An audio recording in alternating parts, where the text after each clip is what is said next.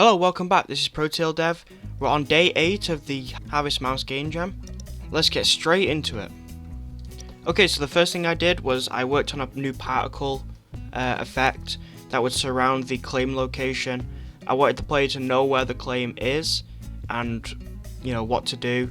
I also needed a way. I also added my own particle effect material so that it looks a little bit nicer, looks more like a star. And then added some lighting, a spotlight to it, and then I wanted to be able to turn it on and off, so I added that in the script. Added a little bit more of an area, like a sphere underneath, again just showing where you can claim, and then tried it out, see what it looks like, and it looks fairly okay. So I also decided to change the damage slightly.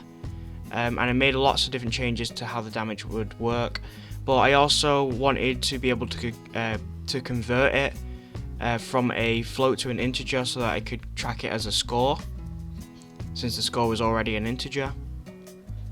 And then again, just quick testing it out for the health to make sure it's working. Next, I also wanted to make a completion beam so that the player knows when they've completed each charging tree, and so they know when to move on. And this will activate on the 5th stage of its growing, since the 5th stage is pretty much complete. And all it is just a cylinder with a custom material, partly see-through, partly reflective, and just place at the location of where the charging tree is. And once you reach a certain stage, it'll activate it, as opposed to it being deactivated when the game starts. So it's very straightforward. A lot of things in this day was all about kind of health. I did a lot of testing with health and changes with health behind the scenes.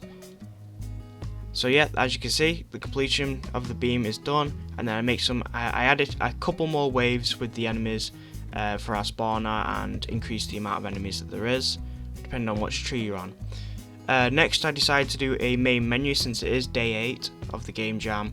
It was important to try and get some kind of menu in the game, and so I'll skip through this quite quickly because a menu is very straightforward, but basically I wanted to be able to deactivate each UI screen based on if it was credits, controls, or settings, or just the main menu, and just turning them off and on.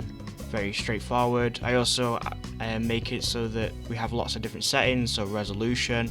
I want to be able to pause the game and unpause it. I also added sound, so we'll be using the audio mixer and controlling it through there. And then of course full screen.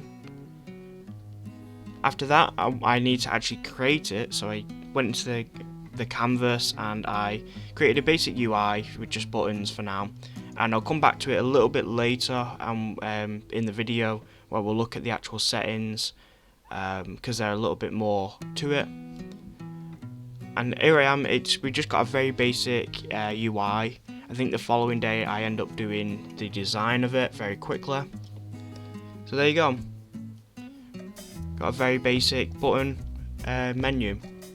Okay, so what I also do is I add a few more platforms, and then in the scene for our level, and I also add in a way to activate and deactivate the fireflies depending on what island you're on. That way there's not as many particles in the scene going off. There's no point in there being fireflies on an island active when you're not even there. So I've done that. I've made it so that it deactivates and activates depending on what stage you're on. Then I signed them all. I also needed to add in my own custom water, so I added in my own material and then an object for the base, as well as the object cylinder for the water itself, and then deleted the standards pack that came with that I installed with Unity, because I wanted to try and do as much of the stuff myself.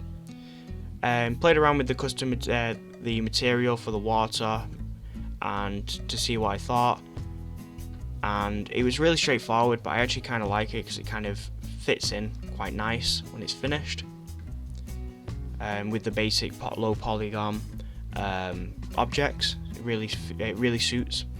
Make sure that there's a collider, so that when I hit it, I hit the border and I go back to our checkpoints. And then I add in a second one which is underneath, Just add a bit of depth to the water and a base. So there we go, when I fall in, it works. There we go, I teleport. Okay. So next what I wanted to do was play around with the health. As I said, there was a lot of testing involved. I spent probably most of the time on this, testing different forms of the health, playing around. I've cut pretty much most of it out because I know it's quite boring seeing me just test and play around and then delete code and add code. But at one point I even had multiple health being tracked for each individual tree for all 5 trees, and then a main health for the spirit tree. As you can see, I end up having a spirit tree health that I put on screen here, but I have the standard health, which is tracking each individual charging tree at the bottom left, and at the top right is the spirit tree, the overall health. I do change that the following day because I don't like having so much health that the player has to keep looking at, so I do change it a little bit later. Next thing what I want to do is, as you can see, I'm just testing it here, so you can see at bottom left it's going down much quicker. That's because it's an individual tree, and at the top right it was slowly going down, really slowly, and that's the total of all 5 trees health, basically the spirit trees health. And you can see at the top left as well the actual health information, which again is going to be changed later. Here you go, this is the point where I'd start testing lots of different health to see what it looks like. Got rid of that, I scrapped it in the end. Then I go back to the settings on the main menu. So I have a lot of play around with kind of the positioning and how it may look, and then I add in lots of different things later for the main menu. However, at the moment I just wanted to get the settings in before I called it a day. And so here we go, skipped ahead a bit, add in all the buttons and the UI interaction elements. I add in the audio, what's going to track our audio with an audio source, as well as go into the mixer and set it up with the right settings so that we can track all of our audio and our master. Make sure that it was all named correctly and that it was named to sound, because that's what I set the custom float to. Make sure that it was -80 because that's what it's tracking, that's the minimum value. And then make sure all the settings are correct, make sure everything's named correctly for the quality, the graphics, and then make sure that the everything's set up correctly. The everything related to the full screen is actually pretty straightforward. It's done pretty much automatically and similar to the resolution as long as you set up the Dropbox correctly. And that was it. So called it a day after that. I cut out quite a lot of just solid testing, especially with the health. But yeah, that was day 8. Stay tuned for day 9. See you next time.